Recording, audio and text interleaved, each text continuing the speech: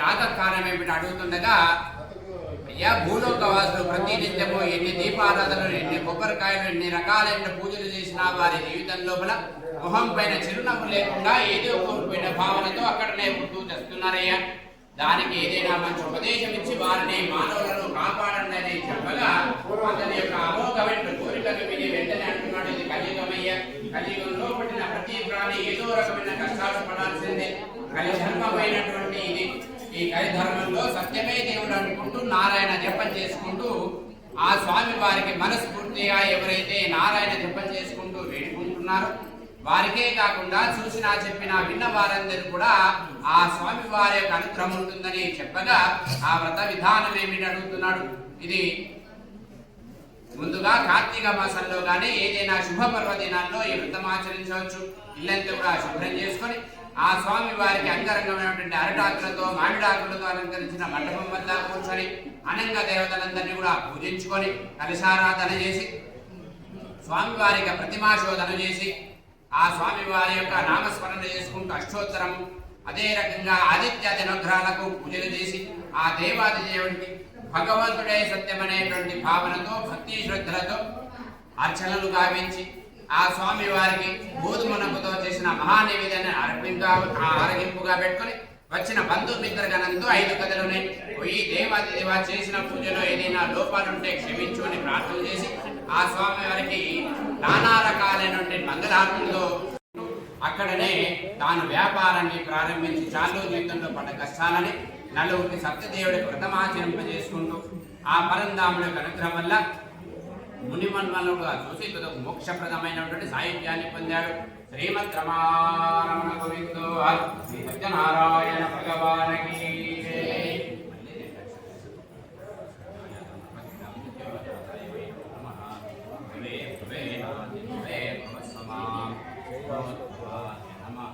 వామదేవాయ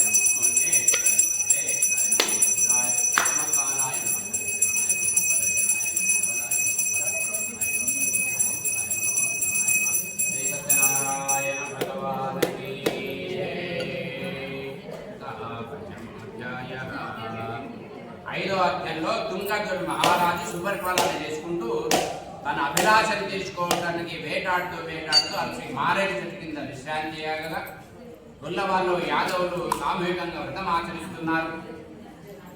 అంతటా ఆ యొక్క మహానుభావుడు మహారాజు గొల్లవాళ్ళ దగ్గరికి నేను వెళ్ళడం అనే గర్వంతో తుళ్ళదూగిపోయాడు.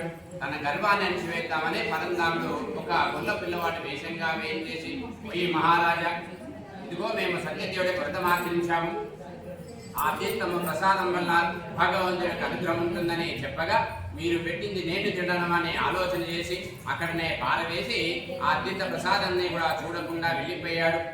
ఇక అంతటా ఎప్పుడైతే తాను అంతఃపురానికి బయలుదేరదమని తాను ప్రయాణం కట్టాడో కొంతకాలానికి అంతఃపురానికి వేరుకగా ఆ స్వామివారే స్వయంగా గూఢాచారిగా వేయించేసి, అయ్యా సామంతరాజులు మన రాజ్యంపై దండెత్తడానికి ప్రయత్నిస్తున్నారనేటువంటి విషయాన్ని చెప్పగా సభను ఏర్పాటు చేశాడు. సభ లోపల ఉక్త కంఠంతో తీర్మానం చేశారు అందరూ కూడా ఆ యొక్క యుద్ధం ప్రారంభించమని. ఇక రోజు రోజుకు యుద్ధం లోపల హరించుకుపోతున్న సైన్యం తన కుమారులు క్షతఘాతులై రోగాల పాలవుతున్నారు.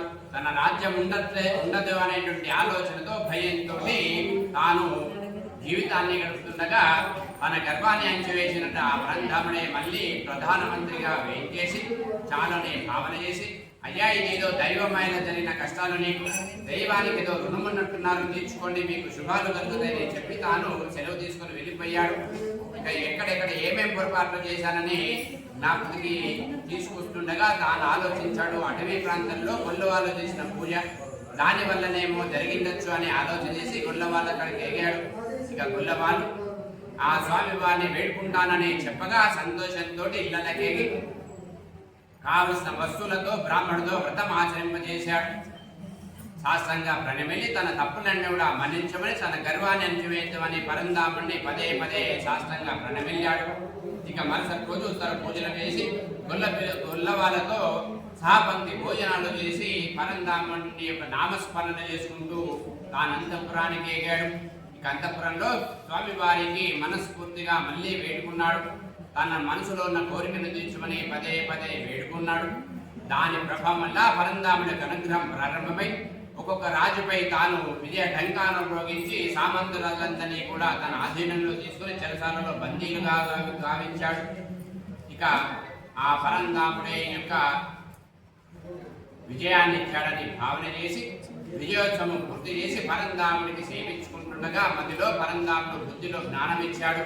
తన తప్పిదం వల్లనే సామంతరాజులకి కష్టం వచ్చింది కావున వారి రాజ్యాలు వారికే అప్పగిస్తానని మనసులో పూజా సమయంలో వేడుకొని స్వామివారికి మనసులో చెప్పుకొని సభని ఏర్పాటు చేశాడు. కొంత సమయానికి ఇక సభ లోపల అందరూ కూడా తీర్మానం చేయగా ఆ సామంతరాజులని బంధ వ్యక్తులను చేసి నూతన వస్త్రాలలో సత్కరించి ఆ శాసనాన్ని వినిపేయగా సంతోషంతో వారందరూ కూడా మహాచక్రవర్తి అయినటువంటి బిరుదునిచ్చారు. పోయిదేంతై కూడా దైవమైన జరిగిన కష్టాలు మీరు కూడా ఈ కలియుగంలో కూడా అతి ప్రభావమైనటువంటి సత్యవ్రతం ఆచరించండి.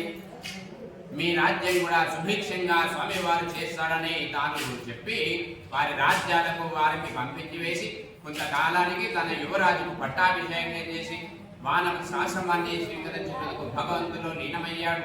ఈ రకంగా ఈ కలియుగంలోనే కాకుండా యుగయుగాలుగా సత్యమే గెలుస్తుందని నానుడి. పూర్వయుగంలో కూడా తన భార్యను తన కుమారుని పనం కాబట్టి విశ్వామిత్రుడికి ఇచ్చినటువంటి మాటపై నిలిచి సత్య హరిచంద్రుడిగా వెలుగొందుతున్నాడు. అదే రకంగా నాన్నగారికి ఇచ్చిన మాట వల్ల సీతాదేవిని కూడా కోల్పోయి తుదకు తాను రామరాజ్య పరిపాలన చేసి సీతారామచంద్రుడిగా ఈ రోజు కూడా వెలుగొందుతున్నాడు. అదే రకంగా ఇచ్చిన మాటపై నిల్చుండి 14 సంవత్సరాలు అరణ్యాలలో జీవితాన్ని గడిపి ధర్మపాలన చేసి తుదకు ధర్మరాజు అయ్యాడు. ఈ కలియుగంలో కూడా మాటనే గొప్పది. సత్యవాక్కు పరిపాలన చేసుకుంటూ నారాయణ జపం చేసినా చూసినా విన్నా చేత ప్రసాదం వల్ల ఆ పరంధాముడికి అనుగ్రహం ఉంటుందని ఈ 5 కథలను ఆ పరంధాముడికి అర్పించుకుంటూ శ్రీమద్రమారమణ గోవిందో వారి సత్యనారాయణ భగవానికి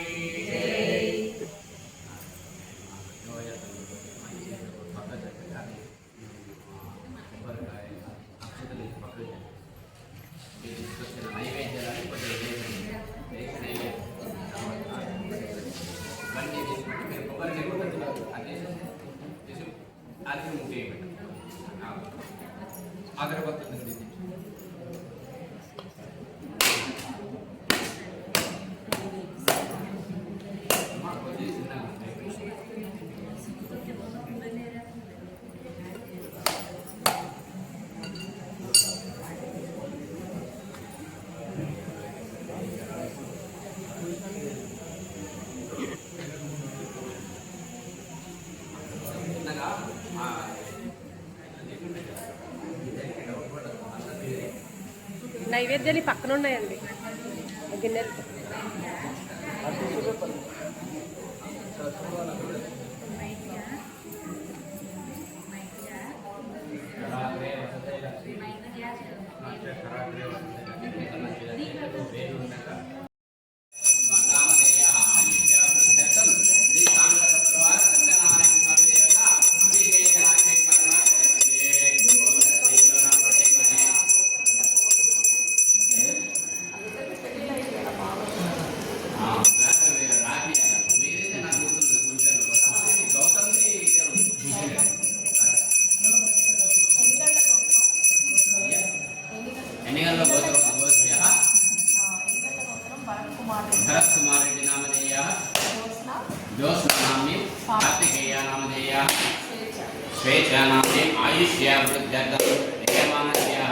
మీరు ఇంకెవరన్నా వయసు వాళ్ళు ఉంటే తొందరగా వేయండి.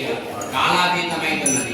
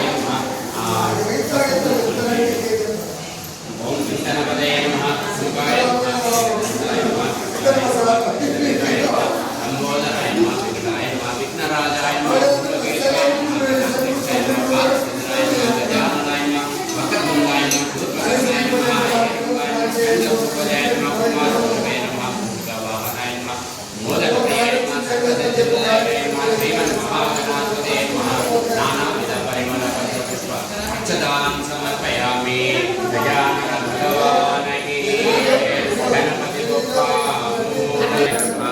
गर्भस्थं हेमबीज विभावसो अनंत पुण्य फलदं अतः शांति प्रयच्छ मे शांति मन संकटे चुकने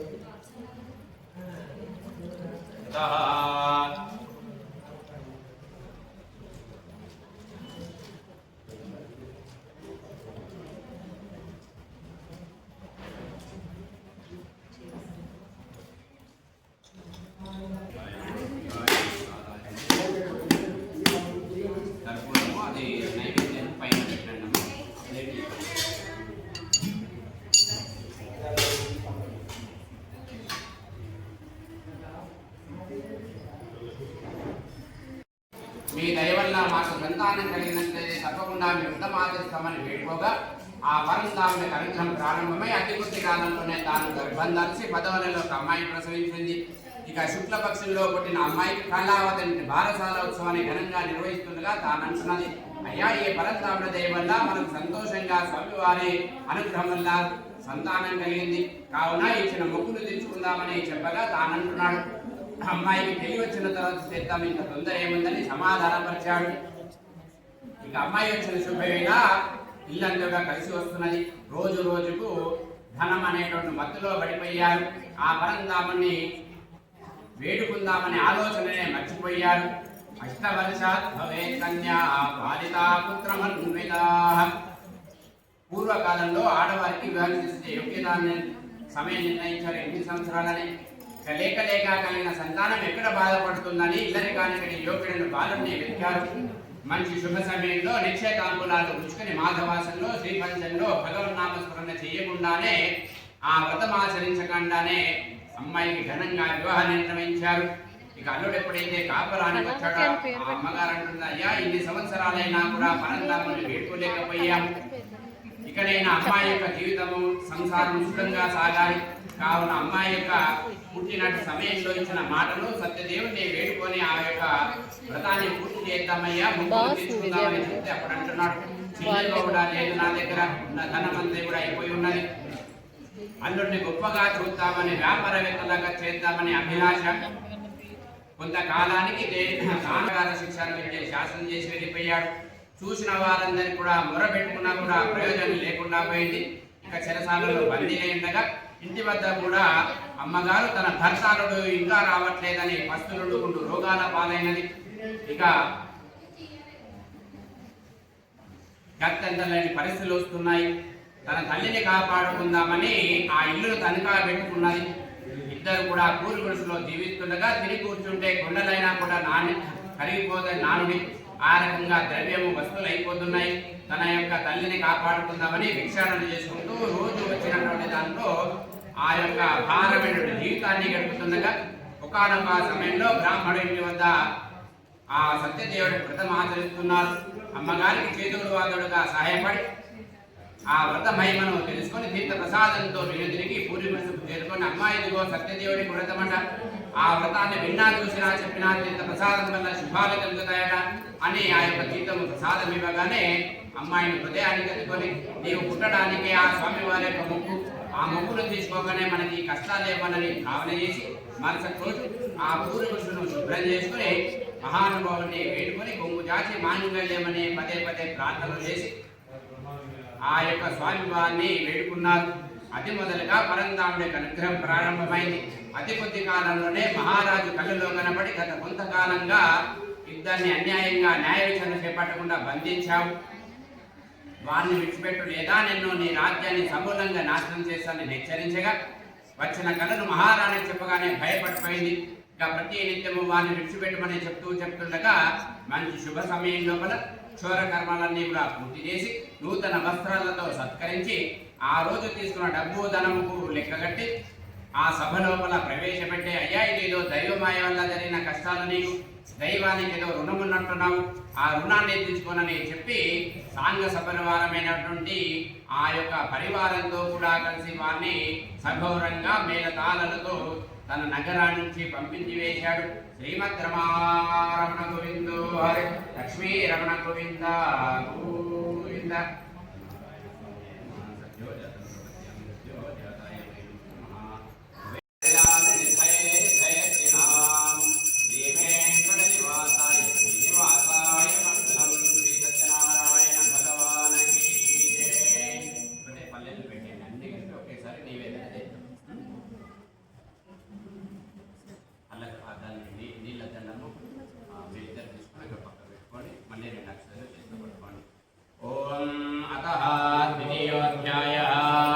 పూర్వకాలంలో కాశీనగరంలో పేద బ్రాహ్మణుడు భగవతి భిక్షాంతి ఎన్నుకుంటూ భిక్షాటన చేస్తే కానీ పూరి గుడిసే కట్టేది కాదు. అంతటి దారిద్ర్యం లోపల తన జీవితం లోపల ఇదే కష్టాలని ఆలోచన చేసి తన పిల్లా పాపలతో కూడా కలిసి ఆ కాశీనగరంలో తాను ప్రాణత్యాగాన్ని కొట్టిగట్టాడు గంగా నదిలో. అతనికి భగవంతుడి అనుగ్రహం వల్ల నీ జీవితంలో అపారమైనటువంటి కీర్తిని కూడా పొందుతావనేటువంటి విషయాన్ని చెప్పి తనను ఓదార్చి అక్కడి నుండి పంపించి వేసి పూర్వీకుడు సమర్థ దింపి ఆ పుస్తకాన్ని చేతపట్టుకొని తాను ధైర్యమిచ్చి ఆ పుస్తకాన్ని ఇచ్చి తాను అక్కడి నుండి వెళ్ళిపోగా ఆ పరంధాముడే నా జీవితము, నా పిల్లా పాపల జీవితం కాపాడననే భావన చేసి ఆ పుస్తకాన్ని చదవడం ప్రారంభించాడు. ఇక మరుసటి రోజే నిత్య కృత్యాన్ని పూర్తి చేసుకొని భగవతి భిక్షాన్ని చేసుకుంటూ భిక్షాటన చేసుకుంటూ కావలసిన వస్తువులు అడుగుతున్నాడు సత్యదేవుడికి. ఆ కొందరు పూలు ఇచ్చారు, కొందరు పంచామృతులు, కొందరు కొబ్బరికాయలు ఇచ్చారు. ఈ రకంగా విశేషమైన ద్రవ్యాలన్నీ కూడా లభించగా మార్గ మధ్యలో తన బంధుమిత్ర గణానికి పుర ప్రముఖులకు స్నేహితులకు చెప్పుకొని ఆ సత్యదేవుడిని వేడుకున్నాడు. శాస్త్రంగా ప్రణమిల్లి తన కష్టాలన్నీ కూడా మనస్ఫూర్తిగా వేడుకున్నాడు. అది మొదలుగా మెల్లిమెల్లిగా పరంధాముడి అనుగ్రహం ప్రారంభమైంది. ఆ సంవత్సరం ఎంత కూడా శుభాలు కలిగాయి.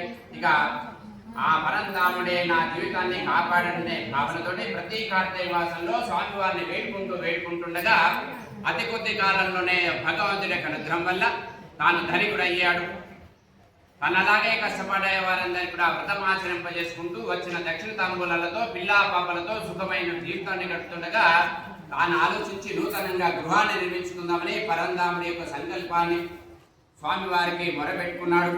అతి మొదలుగా ఆ యొక్క మహానుభావుడి అనుగ్రహం వల్ల అతి కొద్ది కాలంలోనే గృహప్రవేశం చేస్తుండగా ఆ గృహప్రవేశ సమయంలో స్వామివారి ఇచ్చాడని కృతజ్ఞతాపూర్వకంగా వేడుకుంటుండగా ఒక తెలుగువాడు కట్టెల మోపును దింపి, అయ్యా నాకు దాహంగా ఉంది, మంచి నీళ్ళు ఇవ్వమనగా ఆ యొక్క మహానుభావుడు తనకు భోజనాన్ని కూడా ఇచ్చి తీర్థ ప్రసాదం ఇచ్చి సేవించుకున్నాడు. తాను వెను తిరుగుతుండగా అడుగుతున్నాడు, అయ్యా మీరు ఆచరించిన ఈ పూజా మహిమేమిటని.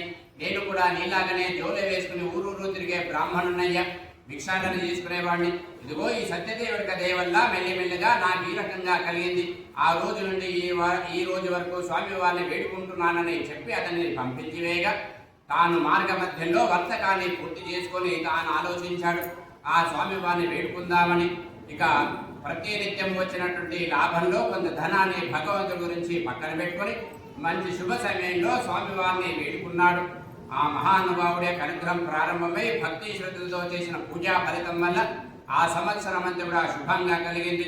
ఇక ప్రతి సంవత్సరంలో స్వామివారిని వేడుకుంటూ అతి కొద్ది కాలంలోనే తాను కట్టెల వంటి వ్యాపారాన్ని ప్రారంభించి ఆ భగవంతుడిని తూచా తప్పకుండా ప్రతి సంవత్సరంలో వేడుకుంటూ తన జీవితం లోపల అపారమైనటువంటి యశస్సును కీర్తిని పొంది నలుగురికి దాన ధర్మాలను చేసి తన జీవితం లోపల ఆ స్వామివారే సత్యమనే భావనతోటి తన జీవితం అంతా కూడా ఆ స్వామివారికి దారాదత్తం చేసి తుదకు మోక్షప్రదమైనటువంటి ఆ పరంధామంలో లీనమయ్యాడు. ఈ రకంగా కటిక దారిద్ర్యాన్ని అనుభవించి భిక్షాటన చేసినటువంటి బ్రాహ్మణుడు తుదకు తన జీవితం లోపల అపారమైనటువంటి సుఖ సంతోషాలు అనుభవించాడు. అదే రకంగా జీవితం లోపల కట్టెలను మోసుకుంటూ ఉండేటువంటి ఆ యొక్క తెలుగువాడు పరంధాముడి యొక్క అనుగ్రహం వల్ల, సత్యదేవుడి యొక్క అనుగ్రహం వల్ల తన జీవితంలో కీర్తి ప్రతిష్టలను పొంది మోక్షప్రదమైనటువంటి సాహిత్యాన్ని పొందాడు. వీరి కథలను విన్న వారందరూ పరంధాముడి యొక్క అనుగ్రహం ఉంటుందని ఈ రకంగా రెండవ అధ్యాయాన్ని పూర్తి చేశాడు. శ్రీమద్ రమణ గోవిందు శ్రీ సత్యనారాయణ భగవానకి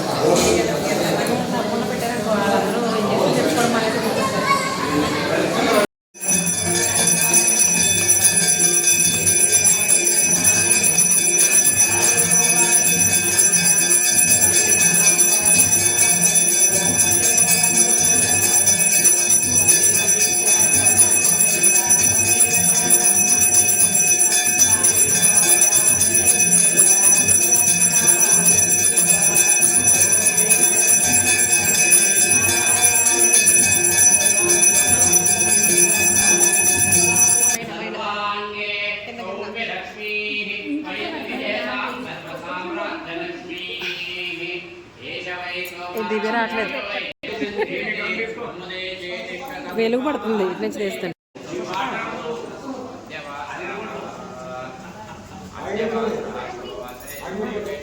రండి.